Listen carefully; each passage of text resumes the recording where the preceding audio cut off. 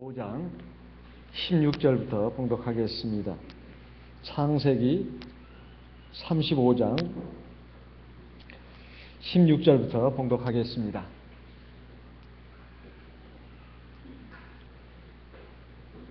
창세기 35장 16절.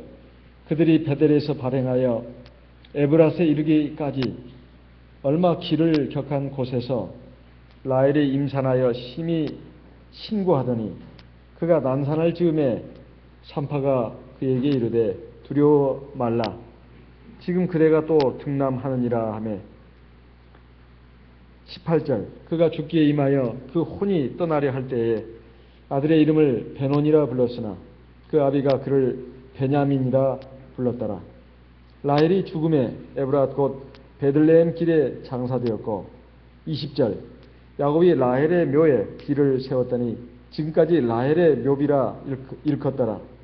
이스라엘이 다시 발행하여 에델 망대를 지나 장막을 쳤더라. 이스라엘이 그 땅에 유할 때에 르우벤이 가서 그 서모 비라와 통관하며 이스라엘이 이를 들었더라. 야곱의 아들은 12이라. 23절. 레아의 소생은 야곱의 장자 르우벤과 그 다음 시므온과 레위와 유다와 이사갈과 스불론이요. 24절. 라헬의 소생은 요셉과 베냐민이며 라헬의 여종 비라의 소생은 단과 납달리요. 레아의 여종 실바의 소생은 갓과 아셀이니 이들은 야곱의 아들들이요 핫단 아람에서 그에게 낳은 자더라.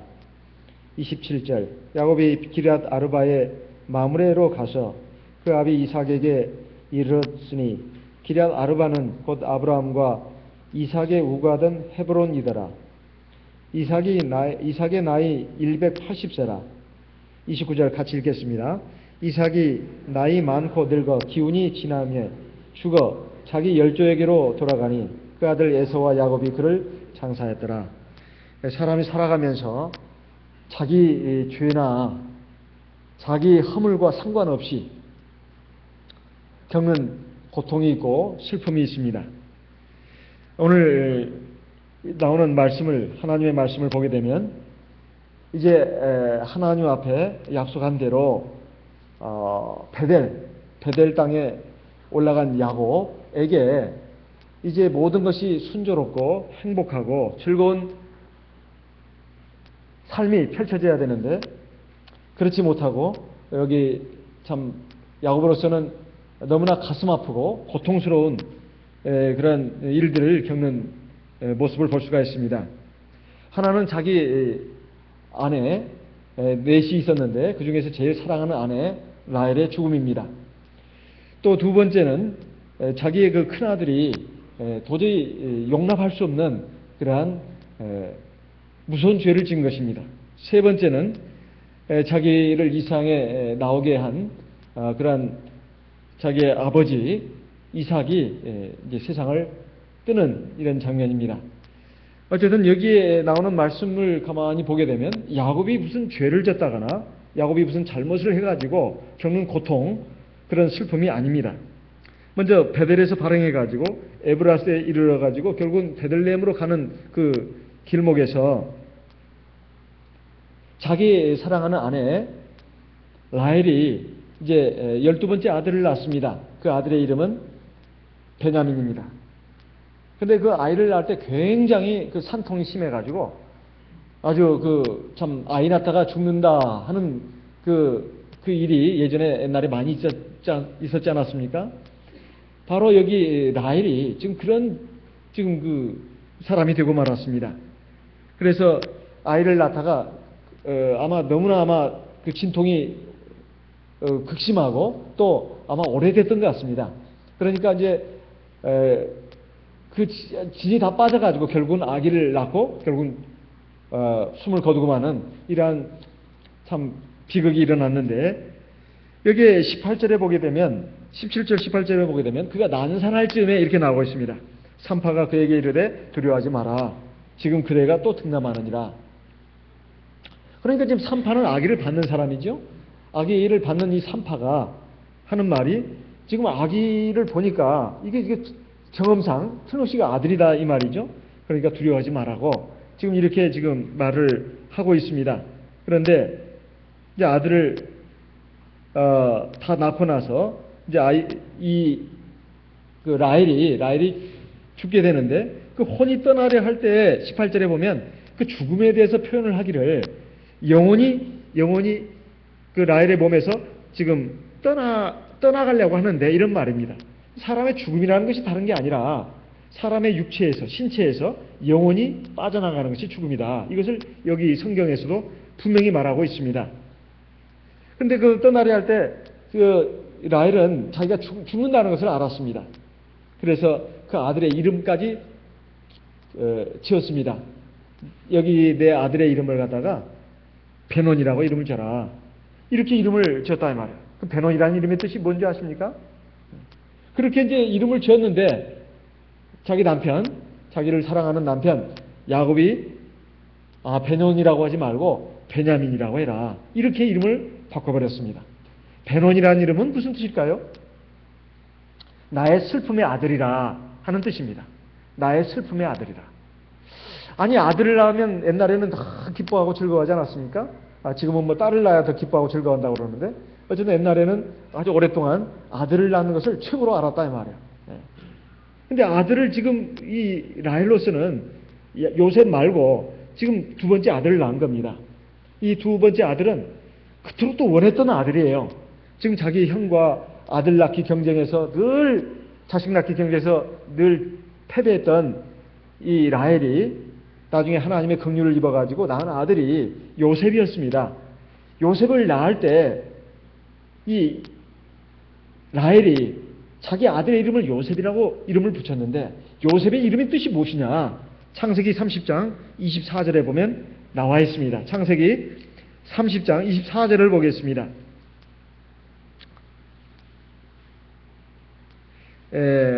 창세기 30장 23절, 24절 읽어보겠습니다. 그가 잉태하여 아들을 낳고 가로되 하나님이 나의 부끄러움을 씻으셨다 하고, 24절 그 이름을 요셉이라 하니 여호와는 다시 다른 아들을 내게 더하시길 원하노라 하였더라. 요셉이라는 이름의 뜻이 지금 우리로서는 뭐 무슨 뜻인지 알 수가 없지 않습니까? 그런데 라헬이 정말 아주 하나님의 큰 은혜로 이제 아들을 낳고 나서 이건 하나님이 주신 아들이다, 이렇게 생각을 하고, 또 하나님이 나의 부끄러움을 씻어주셨다, 이렇게 생각을 했습니다. 그렇지만은 그 아들의 이름을 뭐라고 했느냐? 요셉이라 했다 이 말이에요. 요셉이라는 이름의 뜻은 하나님께서 다시 나에게 다른 아들을 주시기를 원한다, 이런 뜻입니다. 이 말은 무슨 말이냐면, 지금 요셉을 받은 것은 엄청난 선물입니다. 우리가 알다시피 나중에 요셉이 얼마나 큰 일을 합니까? 사실상 야곱의 장자의 그 분깃을 받습니다. 장자의 분깃을 받아요. 에브라임과 므낫세. 에브라임과 므낫세가 거기 들어가지 않습니까? 레이가 이제 제사장 지파로서 빠진 거기에 뭡니까? 에브라임과 므낫세가 들어가서 12지파를 또 이루는 이런 그 큰 축복을 받았단 말이에요. 원래 두 분깃은 장남만이 받을 수 있는 것입니다. 그런데 바로 라헬이 낳은 요셉이 사실상 하나님의 영광을 나타냈을 뿐만 아니라 에집트 뿐만 아니라 또 고향에 있는 자기 모든 가족들을 살리는 그러한 주인공이 됐습니다. 그리고 하나님의 큰 경륜을 이루는 데 쓰임받는 귀한 도구가 됐습니다. 그러니 이 요셉을 낳은 이 라헬은 얼마나 참 영광스러운 그 은혜를 받은 사람이냐 이 말이에요. 큰 은총을 받은 사람입니다. 그러면 우리가 보통 아들을 낳으면 하나님 정말 감사합니다. 이 한 아들이라도 정말 감사합니다 하나님. 그리고 거기에 맞게끔 이름을 줘야 마땅하지 않겠습니까? 하나님 이 아들 주셔서 너무 감사하고 이제 너무 바랄 것이 없습니다. 마치 한나처럼. 한나는 그저 아들 하나만을 원했을 뿐입니다. 그 아들 하나 주시면 내가 하나님께 바치겠다고 이렇게 소원을 하지 않았습니까? 그래서 약속대로 젖을 뗄 무렵에 아이를 갖다가 하나님의 성전에 데리고 가서 바쳤습니다. 그랬더니 하나님께서 그 한나에게 아들을 더해주시고 딸도 더해주지 않았습니까? 이런 것을 보게 되면 한나하고는 좀 다른 그런 라헬의 모습을 볼 수가 있어요. 그러니까 라헬은 사실은 굉장히 예뻤던 사람이라고 봐집니다. 왜냐하면 창세기 보게 되면 야곱이 봤을 때 라헬은 아리답고 그의 언니 되는 레아는 알력이 부족했다 나오는데 사실 못생겼다는 말입니다.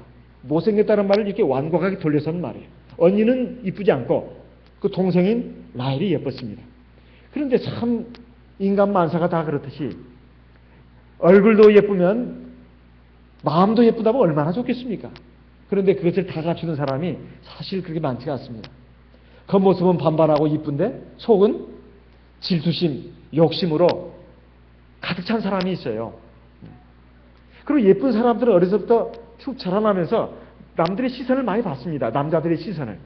왜냐하면 한 번 더 쳐다보거든요. 그 여자가 모를 리가 있나요? 남자도 마찬가지예요. 그래서 남의 시선을 많이 의식하는 사람 치고 속이 알찬 사람이 별로 없습니다. 왜냐하면 늘 껍데기만 신경을 쓴다 이 말이에요.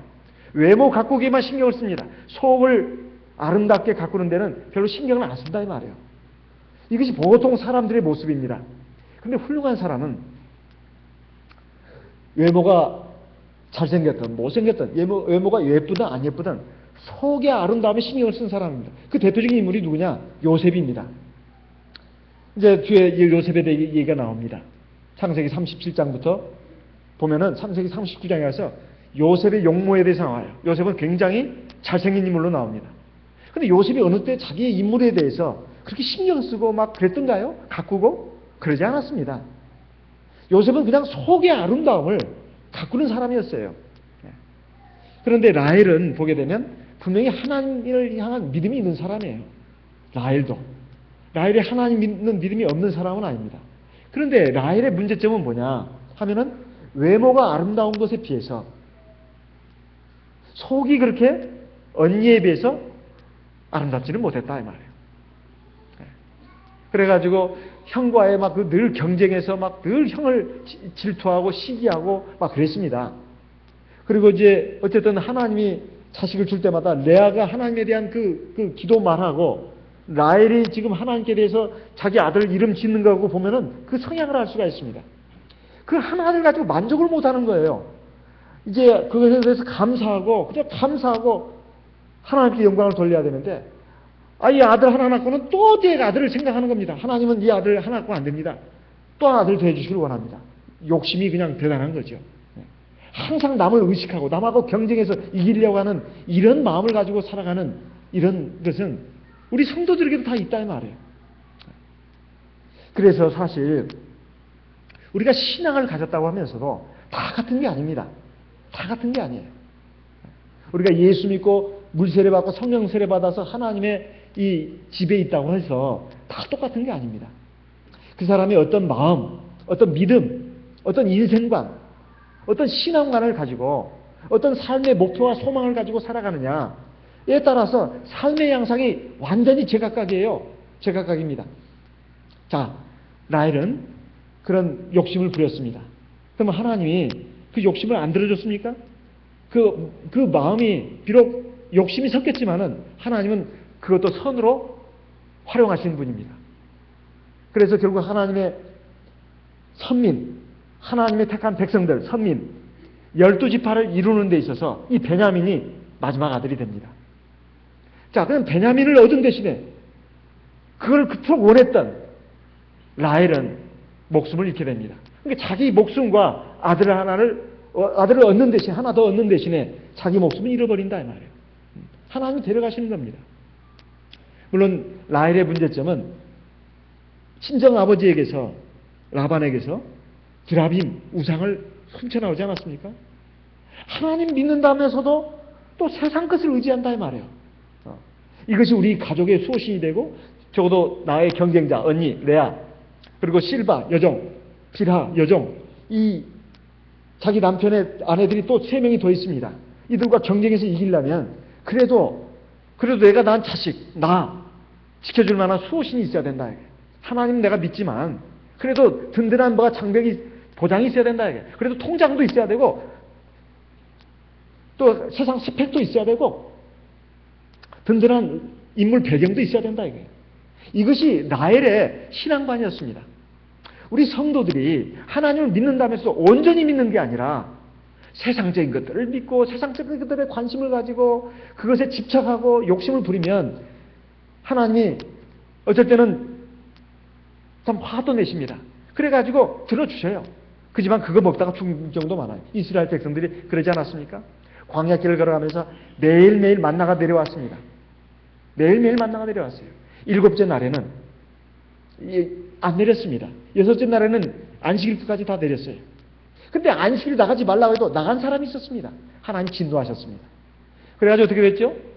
그 7째 날에 가보니까 만나가 있어요, 있기는. 근데 그거 가져와도 다 썩어버렸습니다. 그러니까 자기 소원은 이루어집니다. 하지만 그거 다 썩어서 못 먹게 만든다 이 말이에요. 또 하나 가다 보니까 아직 고기가 먹고 싶은 거예요. 이 하늘에 주시는 만나 가지고는 만족하지 못하는 겁니다. 이건 영양가 100%예요. 다른 거 안 먹어도 됩니다. 그런데 이들은 고기가 먹고 싶었어요. 그래서 막 고기를 먹고 싶어서 우리 이것만 먹고 어떻게 사느냐? 우리 고기도 먹고 싶다. 그러니까 하나님이 어떻게 했습니까? 하나님이 막 진노하셨습니다. 그 대신 화를 내시고 안 준 게 아니에요. 메추라기 떼들이 막 그냥 구름처럼 와가지고 그 광야에 떨어지게 했습니다. 그것이 그러니까 막 이스라엘 백성들이 정신이 없었어요. 세상에 이렇게 맛있는 치킨이라고 해야 하나요? 막 새들이 와서 막 떨어져 죽었으니까 켄터키 치킨, 후라이드 치킨, 양념 치킨, 으아 맛있어, 맛있어. 그러면서 막 그냥 막 먹고 있는데 먹다가 죽었어요. 먹다가 죽었습니다. 그 고기를 먹으면서 하나님이 치신 거예요. 그러니까 우리가 세상을 살면서 하나님 이거 다 주셔야 되고 저거 주셔야 되고 꼭 세상 사람과 비교를 합니다. 뭐 학벌을 비교한다거나 재산을 비교한다거나 또는 세상적으로 얼마나 성공했느냐 그렇지 못했느냐 그거 가지고 비교하면서 때로는 교만해지고 때로는 열등감 빠지고 이런 사람들 하나님 절대 기뻐하지 않습니다. 항상 나에게 주신 거에 대해서 감사하고 또 감사하고 하나님 내가 지금 이렇게 살아도 하나님 나를 붙들어 주신 걸 믿습니다. 하나님 감사합니다. 늘 하나님 앞에 감사하고 찬송하는 사람은 하나님이 더 주십니다. 나중에 필요에 따라 더 주신다 이 말이에요. 그런데 그 감사할 줄 모르는 사람은 나중에 보면 하나님이 그 있는 것마저 뺏어버린다 이 말이에요. 너 지금까지 내가 너한테 줬던 거 다 내가 뺏어야 되겠다. 뺏어가 버리십니다. 건강도 뺏어가 버리고 내가 가지고 있는 소유물도 다 하나님 뺏어갔습니다. 하나님도 화내신 분입니다. 하나님 마냥 좋으신 분이 아니에요. 아무리 그렇게 줘도 감사할 줄 모르고 원망하고 불평하고 이런 사람 하나님 백성으로서는 불합격입니다. 불합격이에요. 그래서 하나님 다 뺏어가 버리신다 이 말이에요. 그래서 우리가 항상 기뻐하라, 쉬지 말고 기도하라, 범사에 감사하라. 이는 그리스도 예수 안에서 너희를 향하신 하나님 뜻이다. 이거 우리 깊이 새겨야 합니다. 물론 하나님도 우리를 안쓰럽게 생각하십니다. 우리가 뭘 필요한지 다 아신다 이 말이에요. 자기 자식이 굶고 있는 거, 아파하고 있는 거, 그거 누구보다도 부모가 괴로워합니다. 부모가 괴로워해요. 자식이 뭐 하나가 아프면 부모는 그 몇 배가 아픈 겁니다. 하나님의 마음이 그런 마음이에요. 그럼에도 불구하고 절대 아버지 사랑을 의심치 않고 아버지를 신뢰하고 그리고 의지한다면 그 아버지는 한량없는 것으로 내려주신다고 분명히 성경에 곳곳에서 말씀하고 있습니다. 저와 여러분이 지금까지 인생을 살아오면서 정말로 항상 하나님 앞에서 기뻐하고 감사하는 것, 이건 명령입니다. 명령이에요. 근데 그게는 약속 있는 명령이에요. 우리가 하나님을 경외하고 사랑하고 의지하는 그 표현은 기뻐하고 감사하는 겁니다. 그러면 하나님이 알아요, 우리 약한 거. 그래서 우리에게 필요한 거 주십니다. 너는 그런 상황에서도 어떻게 감사할 줄 아느냐. 참 기특 안 지고 하나님 감동하십니다. 그래서 필요한 거 다 주신다 이 말이에요. 우리의 필요를 따라 다 채우신다고 했어요. 넘치도록. 그래서 욕심을 부리면 안 됩니다. 욕심을 부리면 안 돼요. 그저 하나님이 내 필요를 따라서 다 주신다. 이런 마음을 가져야 된다 이 말입니다. 이게 믿음입니다. 이게 믿음이에요. 근데 라헬은 욕심을 부렸습니다. 욕심을 부렸어요. 하나님이 어려우지 않아서 줄까 봐. 그래서 욕심 그것도 줬습니다. 하지만 하나님은 그걸 통해서 하나님이 선을 이루셔요. 하나님은 백단천단입니다. 우리 하나님 지를 따라갈 수가 없어요. 인간의 그 단점, 인간의 그 어리석은 점을 활용해가지고 하나님의 경륜을 이루신 분입니다. 그래서 베냐민을 주셨어요. 하지만 라헬은 데려가셨습니다. 그러면 내가 아들을 낳고 또 사랑하는 남편과 떨어져 가는 것이 그게 기쁜 일일까요? 그래서 라헬은 죽으면서 너무 슬프다는 거예요. 내가 아들을 낳았지만, 이건 말할 수 없는 기쁜 일이지만 너무 슬프다 이 말이에요. 이 아들을 놓고 떠나가야 되는, 죽어야 되는 어미의 심정이 어떻겠습니까? 아마 우리 자매님들은 더 잘 아실 거예요. 적어도 아이 낳으신 자매님들은 더 잘 아실 겁니다. 그때 그 라헬의 그 비통한 심정, 제가 여자는 아니지만은 그 이해할 수가 있습니다. 그것도 이제 막 아기는 태어났는데 자기는 죽는다 이 말이에요. 이 아이를 누가 젖을 줄 것이며 누가 자기처럼 이 아이를 사랑해 줄 것이냐 이 말이에요.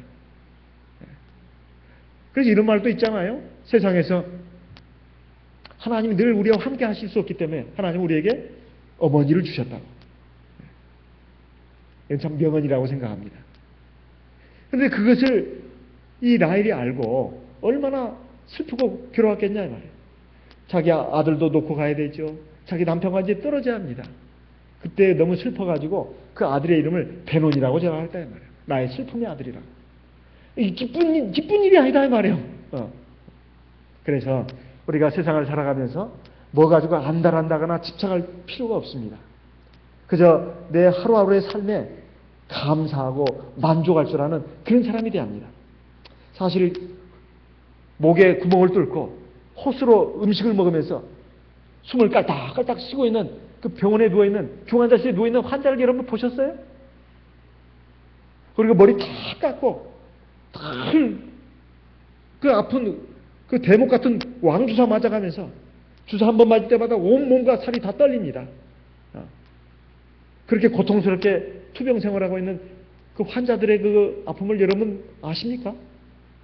우리가 사지 멀쩡해가지고 이렇게 살아있다는 것이 얼마나 감사합니까?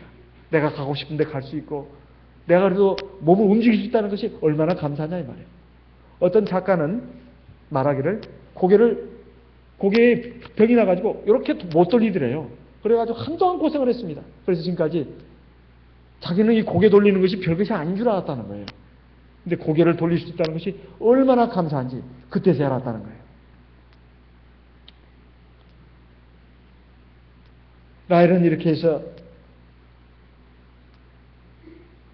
숨을 거뒀지만 그는 하나님의 12지파의 마지막 한 자리 그 아들을 낳는 또 그런 또 축복의 주인공이 됐습니다. 그 아들의 이름이 베냐민인데 베냐민이라는 이름의 뜻은 나의 오른손의 힘이다. 이런 뜻입니다. 나의 오른손의 아들이라는 뜻이에요. 베노니는 나의 슬픔의 아들이라는 뜻인데 베냐민은 나의 오른손의 아들이라는 뜻이에요. 오른손은 권능을 상징하고 영예를 상징합니다. 근데 베냐민이 정말 그랬어요.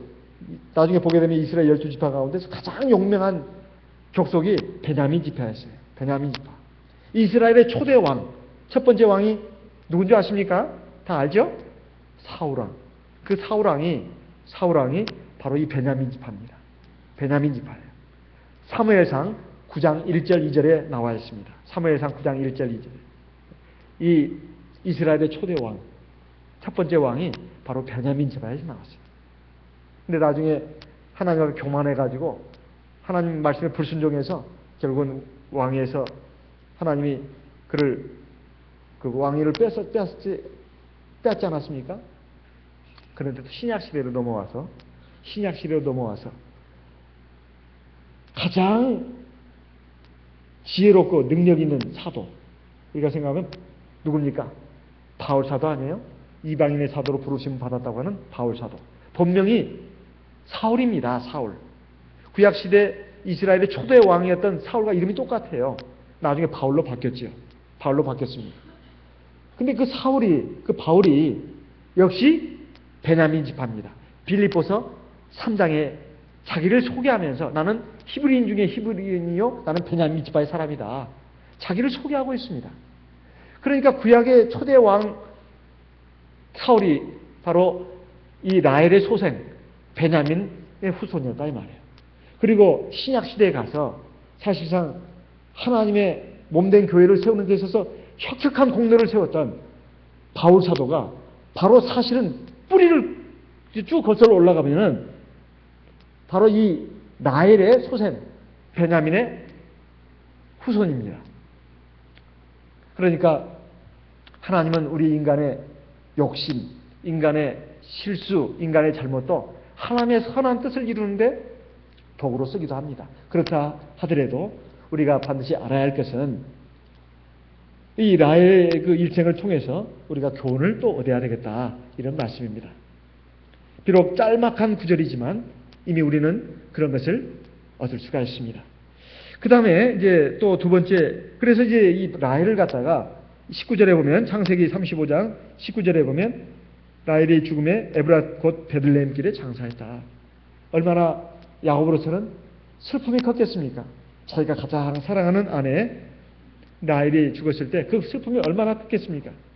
그래서 라헬의 묘에다가 비를 세웠고 지금까지 라헬의 묘비라 일컬었더라 이렇게 말씀하고 있습니다. 그런데 그 뒤로 이제 에델 망대를 지나서 장막을 쳤는데 이제 참 야곱으로서는 사실 정말로 정말 일어나서는 안 될 그런 일을 경험하게 됩니다. 그게 뭡니까? 자기의 큰아들 르우벤의 서모 비라, 그러니까 라헬이 자기의 몸종으로 뒀던 그 비라를 갖다가 자기 남편에게 주지 않았습니까? 어쨌든 르우벤으로서는 서모가 됩니다. 이 서모하고 통간을 했다 이 말이에요. 이건 참 있을 수 없는 일입니다. 이런 그 비극적인 일이 일어났다 이 말이에요. 그런데 이것이 야곱이 잘못했다 이렇게 또 말할 수도 없습니다. 이제 이미 장성한 자식들이 그 자기의 책임하에 잘못을 범한 일이죠. 이게 신약 시대에 와서 이런 자는 하나님의 백성으로서 부적합하다. 이런 자는 빨리 하나님의 중에서 내쫓아야 된다고 말씀하고 있습니다. 고린도전서 5장 1절 말씀을 보겠습니다. 고린도전서 5장 1절, 고린도전서 5장 1절, 너희 중에 심지어 음행이 있다 함을 들으니 이런 음행은 이방인 중에라도 없는 것이라. 누가 그 아비의 아내를 취하였다 하는도다. 2절, 그리하고도 너희가 오히려 교만하여져서 어찌하여 통한이 여기지 아니하고 그 일을 행한 자를 너희 중에서 물리치지 아니하느냐. 고린도 교회에 자기 계모, 서모와 통간한 그런 사람이 있었는데 이런 사람을 어찌 용납하고 그런 사람을 물리치지 않았느냐, 회중에서 쫓아내지 않았느냐, 이 점에 대해서 바울 사도가 아주 통렬하게 책망하고 있는 말씀입니다. 이 말씀에 비춰본다면 야곱의 큰아들, 야곱의 장자 르우벤은 하나님의 백성으로 적합하지 않은 사람이었습니다. 그런데도 야곱은 이 르우벤을 그 소식을 듣고 아마 얼마나 절망하고 비통했을까요? 지금과 달리 옛날에 큰아들의 위상은 굉장한 것이었습니다. 굉장한 것이었어요. 큰아들은 이 아버지의 사실상 그 모든 위치를 이어받는 아들입니다. 그런데 이 큰아들이 이런 엄청난 짓을 저질렀으니 더군다나 이것은 아버지의 가슴에다가 칼을 들이대는 것 같습니다. 아버지의 가슴을 난도질하는 것 같다 이 말이에요.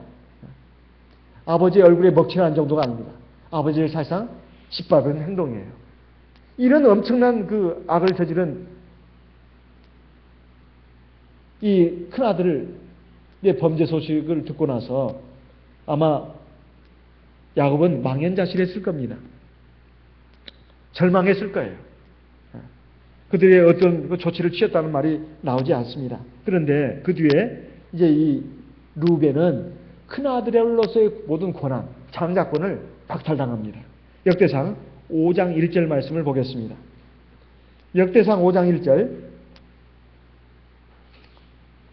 역대상 5장 1절 말씀, 같이 읽어보겠습니다. 역대상 5장 1절 같이 읽어보겠습니다. 이스라엘의 장자 루벤의 아들들은 이러하니라. 루벤은 장자라도 그 아비의 친상을 더럽게 하였으므로 장자의 명분이 이스라엘의 아들 요셉의 자손에게로 돌아갔으나 족보에는 장자의 명분대로 기록할 것이 아니니라. 그래가지고 여기에 보게 되면 루벤은 장자의 명분을 빼앗겼다. 그 결정적인 원인이 바로 아버지의 친상을 더럽혔기 때문이다. 이렇게 말하고 있습니다. 나중에 야곱이 자기 아들 12아들을 갖다가 축복할 때 야곱은 바로 그 사실을 지적하고 그 하나님의 은총이 거기서 떠날 것을 얘기하고 있습니다. 이것은 야곱이 자기의 감정으로 말한 것이 아니고 하나님의 선지자로서 장래를 향해서 예언한 것입니다. 창세기 49장 3절 4절 말씀을 읽어보겠습니다. 창세기 49장 3절 4절 같이 읽어보겠습니다.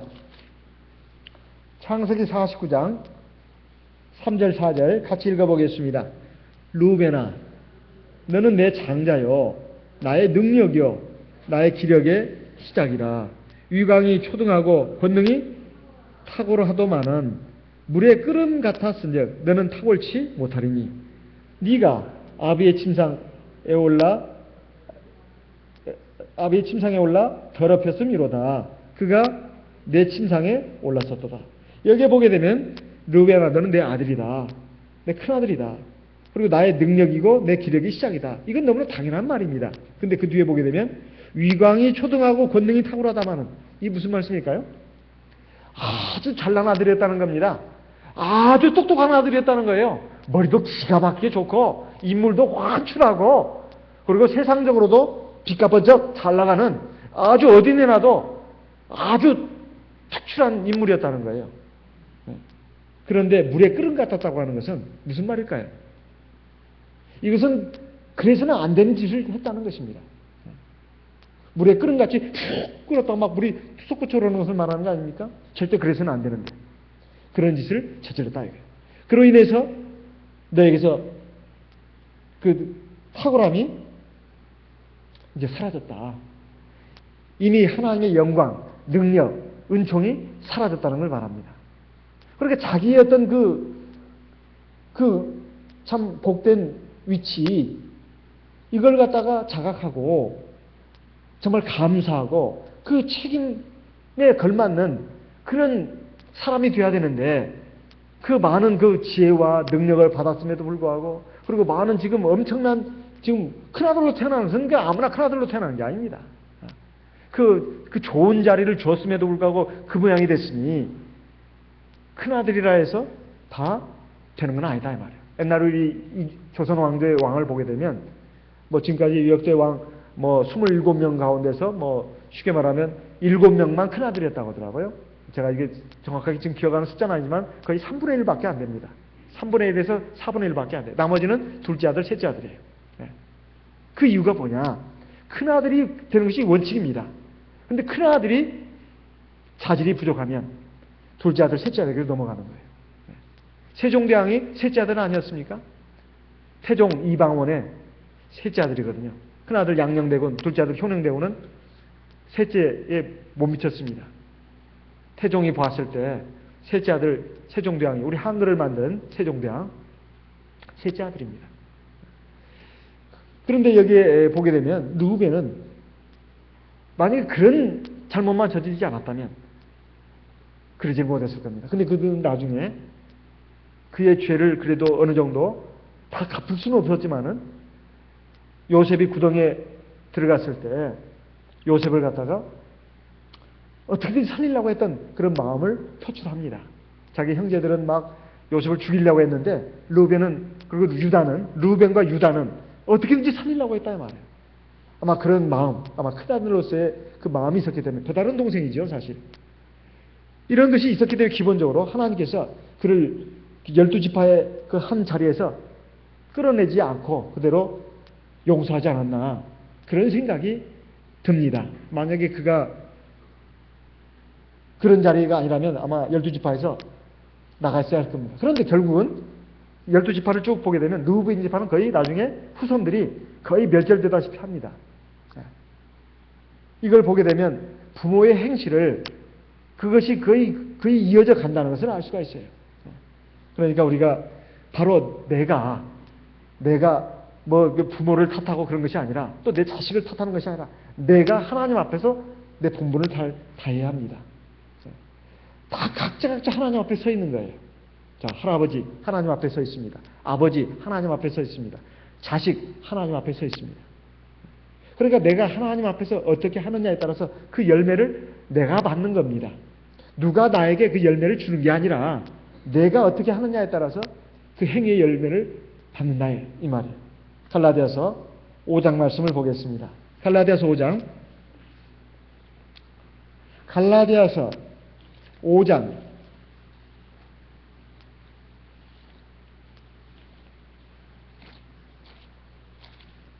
6장입니다. 6장 7절 8절 같이 읽어보겠습니다. 갈라디아서 6장 7절 8절 같이 읽어보겠습니다. 스스로 속이지 말라. 하나님은 만홀히 여김을 받지 아니하시나니 사람이 무엇으로 심든지 그대로 거두리라. 자기의 육체를 위하여 심는 자는 육체로부터 썩어진 것을 거두고 성령을 위하여 심는 자는 성령으로부터 영생을 거두리라. 우리가 하나님 앞에서 정말 바르게 착하게 하면 반드시 하나님이 그걸 기억하시고 당장은 뭐 어려움을 당하고 고통을 당하고 억울한 일을 당하는 것 같지만 또 손해보는 것 같지만 나중에 하나님이 다 그 몇 배 이상으로 갚아주십니다. 근데 악한 사람은 당장은 자기가 뼈를 부려가지고 장기를 부려서 뭔가 이득을 취한 것 같지만 나중에는 하나님 앞에 징벌을 받습니다. 그 끝을 봐야 됩니다. 끝을. 그 중간을 보면 안 돼요. 그래서 하나님 앞에서 내가 항상 생각해야 할 것은 내가 하나님을 잘 경외할 뿐만 아니라 다른 사람에 대해서도 악인이 나에게 악을 행한다 해서 같이 악으로 갚으면 안 됩니다. 그리고 공연히 다른 사람을 시기 질투하고 미워하고 이건 반드시 자기가 대가를 받습니다. 그래서는 안 된다는 거예요. 우리가 하나님 앞에서 하나님과 나 사이에서 내 행동에 대해서 결국 내가 다 거기에 맞는 보응을 받는 겁니다. 보응. 인과응보. 그러니까 자기가 뿌린 씨앗에 대해서 그 열매를 먹는다는 뜻입니다. 선의 열매를 뿌린 사람은 선한 열매를 거두고 악한 열매를 뿌린 사람은 벌의 열매를 받습니다. 그러니까 우리가 그런 점을 꼭 기억해야 되겠습니다. 르우벤은 사실 이렇게 해서 하나님의 은혜 가운데서 사실상 탈락되는 그러한 사람이 됐는데 오늘 이것이 우리에게 교훈이 돼야 되겠습니다. 마지막으로 이제 이삭의 죽음을 보게 된다면 사실 이삭은 하나님 앞에서 선민의 조상이 된 사람입니다. 일찍이 그 아버지 아브라함을 따라서 모리아산에 가가지고 하나님 앞에 번제로 바쳐질 때 거기에 그대로 순종했던 사람이에요. 사실 아버지가 자기를 잡아가지고 그 토막을 내서 죽여서 뭐 결국 번제로 바친다고 하는 것은 이건 너무나 끔찍한 일 아닙니까? 그런데도 아버지를 믿었다 이 말이에요. 아버지가 자기가 다친다 하더라도 이거 뭔가 뜻이 있다 이렇게 생각했단 말이에요. 이삭의 훌륭한 점이 그겁니다. 아버지 아브라함이 자기를 설령 칼로 찔러서 죽인다 하더라도 절대로 아버지가 나에 대한 그 사랑은 하나도 의심을 하지 않았다는 거예요. 사실 하나님을 향한 믿음이 있었기 때문에 아브라함을 믿었다 이 말이에요. 그러니까 이게 이삭은 장차 그 오실 구주 예수 그리스도를 예피하는 인물이 된 것입니다. 그러나 이제 이삭은 또 믿음의 결혼을 하지 않았습니까? 얼굴도 안 보고 결혼했잖아요. 이건 보통 일이 아닙니다. 그것도 아버지가 그 늙은 종을 보내가지고 외가 쪽에 보내가지고 사실 며느리를 취한 거 아니겠습니까? 거기에 그대로 순종했다 이 말이에요. 이삭은 정말로 훌륭한 사람입니다. 그런데 이삭도 역시 인간이었어요. 이제 20년 만에 쌍둥이 아들을 얻었는데 하나님의 뜻은 분명히 둘째 아들 야곱에게 있다고 분명히 말씀해 줬는데도 불구하고 이삭은 인간적인 마음으로 큰 아들이 더 자기 마음에 들었다 이거예요. 아주 남자답고 밖에 나가서 사냥도 잘하고 그러니까 자기의 아주 마음에 쏙 들었어요. 근데 하나님의 뜻은 그게 아닙니다. 첫째, 하나님을 경외하기 싫어했다 이 말. 장막에 머무는 걸 싫어했어요. 그러니까 교회 생활을 싫어했다는 겁니다. 근데 야곱은 형 에서에 비해서 인간적으로는 멋이 없어요. 꼭 계집애란다. 여자 같습니다. 죄송합니다. 여자 같다 이 말이에요. 그래가지고 그렇지만은 신앙적인 사람이었다 이 말이에요. 하나님은 야곱에게 마음이 있었습니다. 야곱을 택했다 이 말이에요. 그리고 그걸 알려줬습니다. 그런데도 이삭은 큰 아들을 막 하나님의 뜻을 외면하고 그랬는데 결국은 하나님은 이제 자기 눈이 멀게 해가지고 결국 하나님의 주시는 복이 작은 아들 야곱에게 이렇게 가도록 한 것을 알고 이건 하나님 뜻이구나. 그때서야 이삭은 전율을 했습니다. 이게 하나님의 뜻이구나. 나의 이런 그 잘못, 어리석음, 이것을 하나님이 막으시는구나. 이걸 알고 그것에 그대로 순응을 했어요. 순응을 했습니다. 이것이 이삭의 훌륭한 점이에요. 그래서 히브리서 11장에 보면 이삭의 믿음에 대해서 딱 한 절만 말하고 있습니다. 뭘까요? 히브리서 11장을 보겠습니다. 히브리서 11장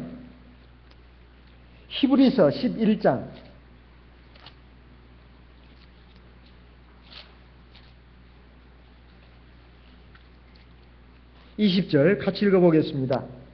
히브리서 11장 20절 같이 읽겠습니다. 믿음으로 이삭은 장차 오는 일에 대하여 야곱과 에서에게 축복하였으며, 사실 이것도 이삭이 그 훌륭한 일을 많이 했지만 이것을 대표 증거로 들었다 이 말이에요.